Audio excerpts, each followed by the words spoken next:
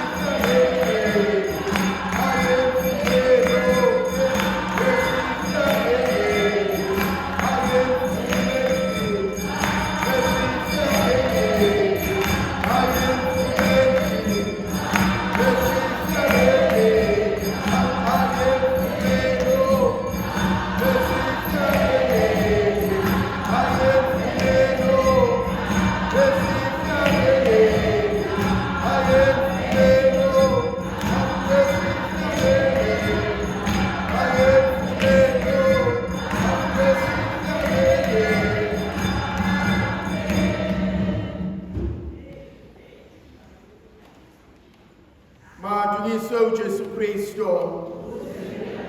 Mhlanje thandwa zami ngifisa ukuba sibuke ivangeli lika Mateyu isahluko se-11 ivesi yamashumi 25 kuze kube amashumi 3.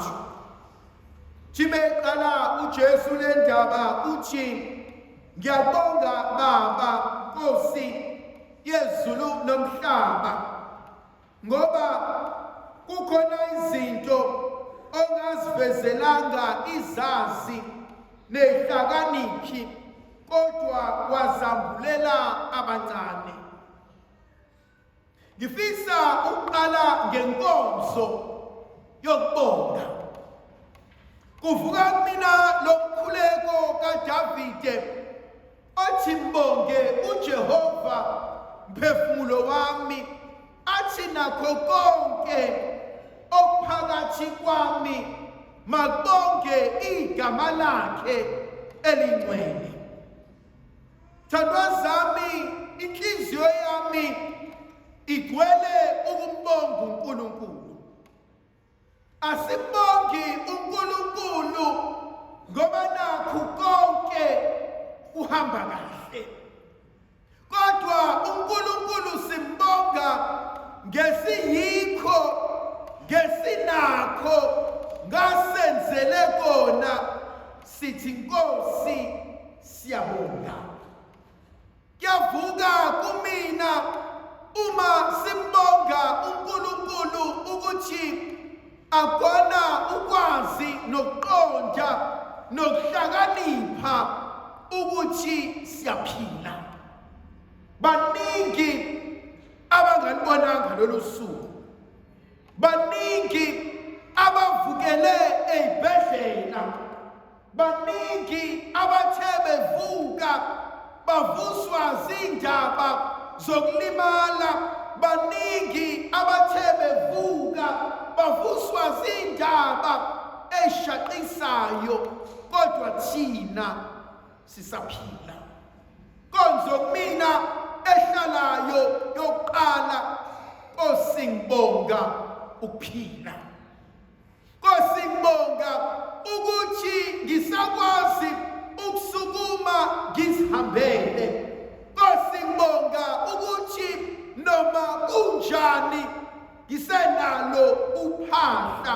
Nkosi ngibonga abantu obasondezile empilweni yami. Nkosi ngibonga ngisakwazi ukuyiphefumulela, ngisakwazi ukuyifunza. Uncane mhlawumbe komunye, kodwa komunye kukhulu kakhulu.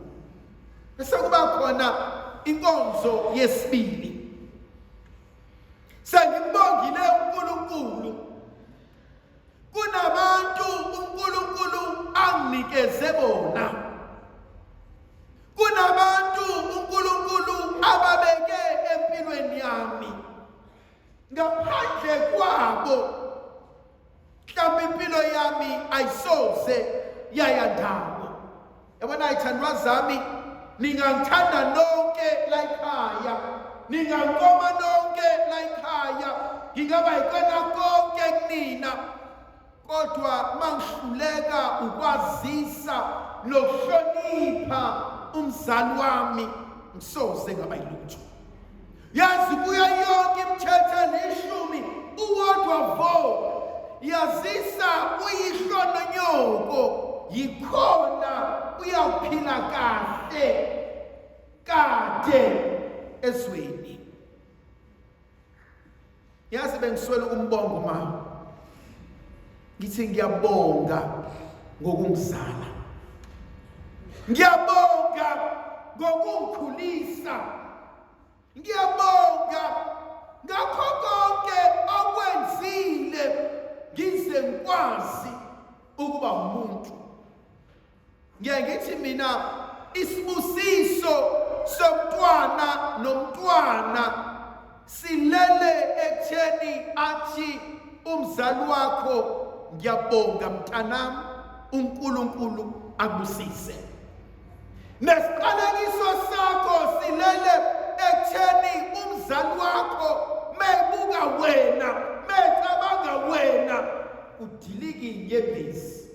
Lezo inyembezi ngiyafunga, ngiyagomela, ngelinye ilanga ziyoba udaka phambi kwakho. Khona evama ukusho ukhulu athi enikwenza kumina bayokwenza abantwana benu. Uyabona mangihluleka ukuhlonipha ongizalayo, ingane zami zingibone ngikhuluma kabi ngoma, ngikhuluma kabi naye, ziyabuka, ziyarekhoda, one day ziyophakama, ziyongikhomba ekhanda, ziyongithuka. Mangithi bantabami zithi vele nawe wawungamfuni ugogo, nawe singinika, test your own medicine. Ngesabi izinto thina esiyithatha kancane, esiyibuka singayinaki. khona abanye abantu empilweni yethu abayisibusiso. Uyazi ukubuyela ekhaya sekuphekiwe. Angibonge. Bebengenaso isikweletu sokungiphekela. Bebengenaso isikweletu sokungisa esikoleni.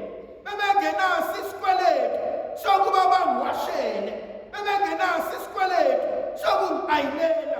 Kodwa Nkosi ngiyabonga ngawe. Okwesithathu okubalekile kumina uzibonga wena uqobo lwakho. Celebrate your small achievements. Noma ngancane kangakanani. Kodwa lokho sukuzamile, lokho sukwenzile kukhulu ngoba ubungenakho. Celebrate yourself. Become your number one supporter. Become your number one cheerleader. Become your number one fan. Uhluleka ukuyithanda wena. Uma uhluleka ukuyisupporta, uma uhluleka ukuyibonga, uncike ukuthi yobonga abantu. Yazi umuntu angakubona wenza kahle, angakubona umuhle, athi ngeke ngikuncome ngoba uzoyitshela. Suba khona elinye iphuzu engilithandayo. UJesu wozani kimina. Nina nonke enikhathele nisindwa. Bangaki kuthina abathi Nkosi sengikhathele. Bathi Nkosi angisazi ngizokwenza njani. Athi Nkosi sengikwenze konke. Sengizame konke. Sengibakongelile. Ngakwenza bathi angikwenze kodwa namhlanje ngihlekisa. UJesu kuthina wozani kimina. Wozani athi amagxala bami abanzi. Athi wozani ngizonithwala. Athi wozani ngizoniphumuza. Athi wozani ngizonenzela. Kunenkonzo engithintayo eyenziwe uJesu. Uthi encwadini kaExodus chapter 3 athi ngiyalwazi usizi lwabantu bami. Athi inyembezi zabo athi seyifikile kumina. Athi nokhala kwabo athi sengikubonile. Athi bheka manje. Athi ngizokwesula inyembezi.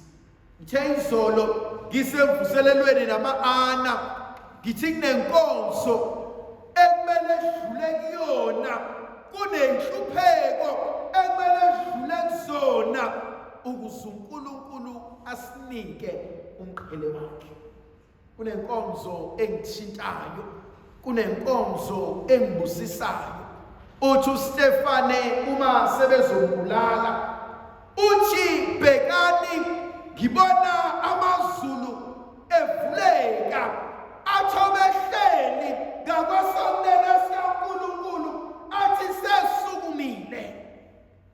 Thandwa zami, uma sihlupheka uNkulunkulu akahlali phansi.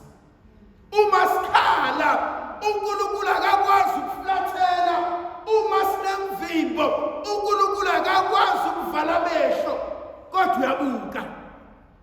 Bese uJesu ngiyaye ngithi khona abathi mabefika ezulwini ingelosi mayilethe ukuqhele uJesu awubuke, abuke imvimbo yakho athi lo mqhele athi it's nothing compared kwimvimbo adlule kuyona lomuntu.